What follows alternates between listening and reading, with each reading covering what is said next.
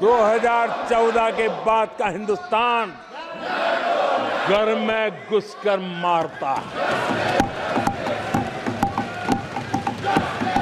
Surgical strike करता है,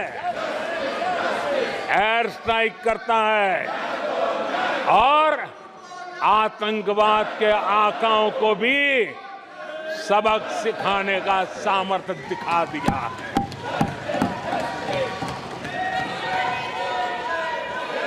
आज आदरणीय सभापति जी, देश का एक एक नागरिक जानता है कि अपनी सुरक्षा के लिए भारत कुछ भी कर सकता है। आदरणीय सभापति जी, आर्टिकल 370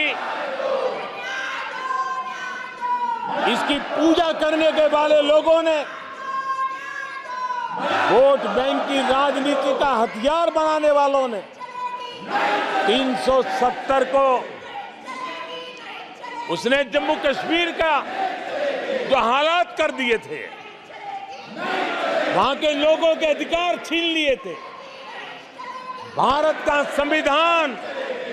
जम्मू की कश्मीर की सीमा में प्रवेश नहीं कर सकता था और यहां संविधान सर पे रख करके नाचने वाले लोग संविधान को जम्मू कश्मीर में लागू करने का हौसला नहीं रखते, बाबा साहब अम्बेडकर का अपमान किया करते थे। और 370 का वो जमाना था,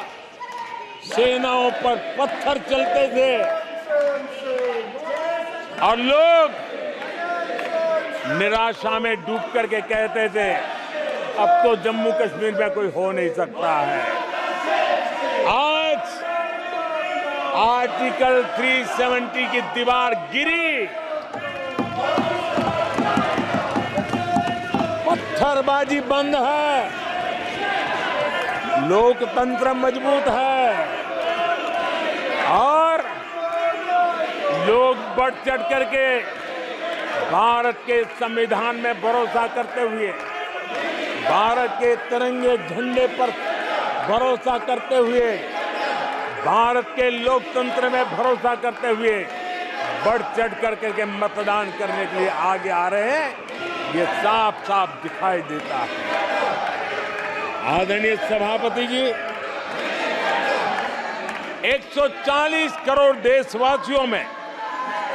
ये विश्वास पैदा होना,